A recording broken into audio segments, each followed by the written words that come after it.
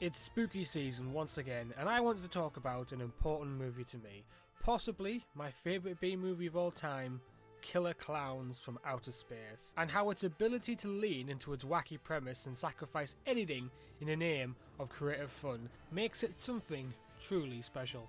You see, creativity is an important piece of the horror genre, and every subgenre of horror has that little slice of creativity that keeps them engaging. But this imagination can be born in many different ways. Sometimes it's by force, like how the original Evil Dead didn't have enough of a budget to do much of anything, and so many of the iconic shots and sequences were made from sheer force of will, desperation, and lack of funds. Can't afford a monster? Chase the actor with a camera and make a whooshing noise. Iconic. Can't afford CGI? Just use stop motion. Iconic. Sometimes it's why people go to see the 18th sequel to a slasher movie. Yeah, just to see how creatively Jason, Freddy or Michael might slaughter their next victim. Look at Final Destination. How creative can the deaths get? How elaborate are the saw traps this time around? Just what will Nick Cage do next? Creativity is key, and I don't think many horror movies capture this the same way, quite like Killer Klowns from Outer Space does.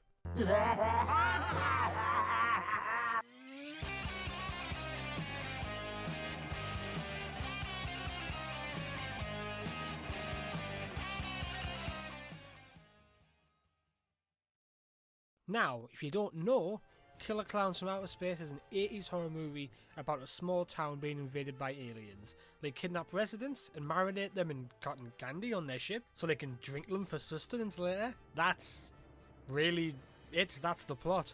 Did I mention that the aliens are massive goofy clown monsters and that they arrive on a flying spinning top? Of course this only raises more questions, as technically the concept of clowns wouldn't exist in space, unless they visited many years ago, saw a clown, and based their entire species on them.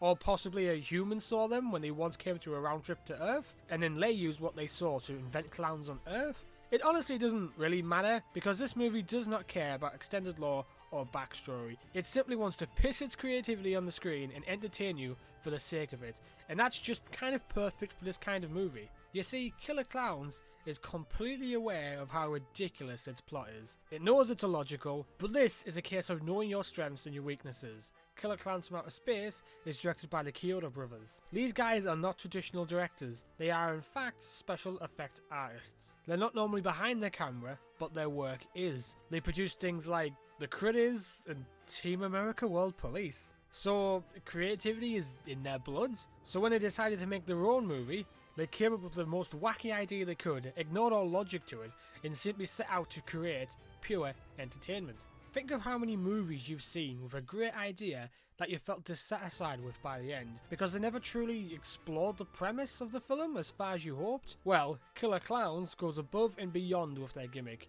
At every turn of the story, the Kyoto brothers ask themselves, how would an insane extraterrestrial clown deal with this situation? And the answers are beautiful. Need to transport humans to the ship?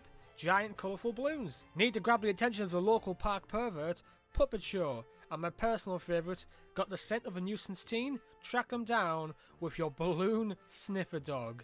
Absolute stroke of genius. There's even a chase scene with a fucking invisible car. For a cheesy 80s movie, there is some great use of practical effects here.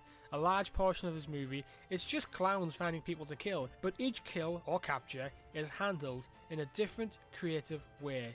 Improbable pizza delivery, human puppetry, and the one that really is the icing on the cake, one clown distracts the public at a bus stop with increasingly impossible shadow puppets, to which they just don't even question, and then the shadow puppet eats them.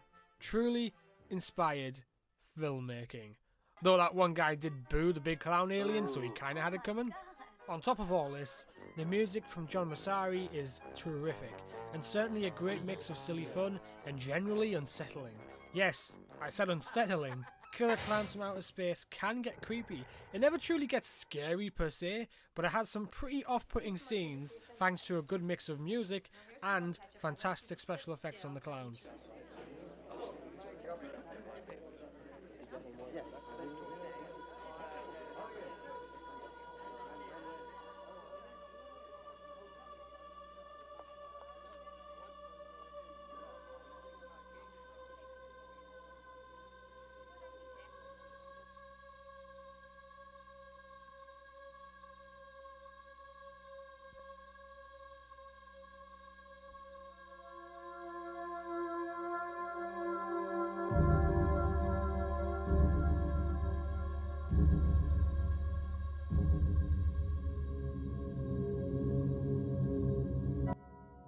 The special effects going into this film are great, because there's a bit of everything. Beautiful matte paintings for scenery, effective animatronics, and classic camera tricks, even though they maybe are a bit cheesy sometimes. It's a real showcase of what was possible for low budget movies in the 80s. The actors chew the scenery. John Vernon is an absolute gem. Yes, that is Dean Wormer from Animal House. Mooney here literally wants to murder teenagers for carrying booze in the streets. I say teenagers, that's what they call them. They're clearly in the 30s. But John Vernon is all in, and it's one of the funny aspects of the entire movie. Killer clowns from outer space. Holy shit. He's so adamant that these killer clowns are a town-wide mass prank to sell ice cream that he tries to literally arrest one of them. Tenacious to the very end.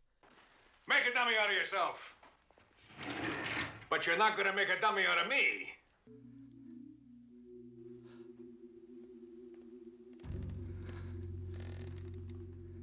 Don't worry, Dave. All we want to do is kill you. Legend. Even our main lead, Grant Kramer, was worried that he was overacting and found some scenes quite embarrassing to film. Luckily for him, it would turn out to be just the right amount for the feature. He did become somewhat of a cult actor thanks to New Year's Evil before this movie, and recently Willy's Wonderland. Is Killer Clowns from Outer Space perfect? Let's be fair, it's not. Fans seem to be quite against the forced comic relief of the Terenzi brothers, who, yeah, are not funny, and the story structure is a little jank, but this is mostly overlooked by the fan base, because it feels like it doesn't really matter in the grand scheme of things. There's just something about the premise, and the execution of that premise, that makes everything else kind of fizzle away. Maybe because the point of the movie was just providing pure fun and entertainment to horror fans. It was about stretching a ridiculous gimmick as far as possible without the budget to actually go into space. Killer Clowns from Outer Space simply shows that people who truly love the experience of watching a movie can create that exact thing for other people. It doesn't always have to be in the most shiny, expensive or thought-provoking package to mean something. Anyone can channel that passion and affection for what they love and make something important to others, regardless of how silly it might appear. Killer Clowns from Outer Space has gone on from its original release to become an undeniable cult classic, with more merchandise now over the past couple of years than ever before. I think Killer Clowns from Outer Space will snowball into a beloved movie by the horror community, and I honestly think it deserves it.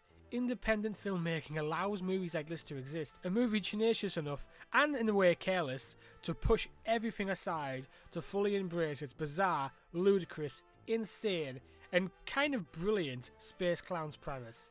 That's why Killer Clowns from Outer Space is one of my favourite cult movies of all time. I mean, it has its own theme song by the Dickies. How many horror movies can claim that?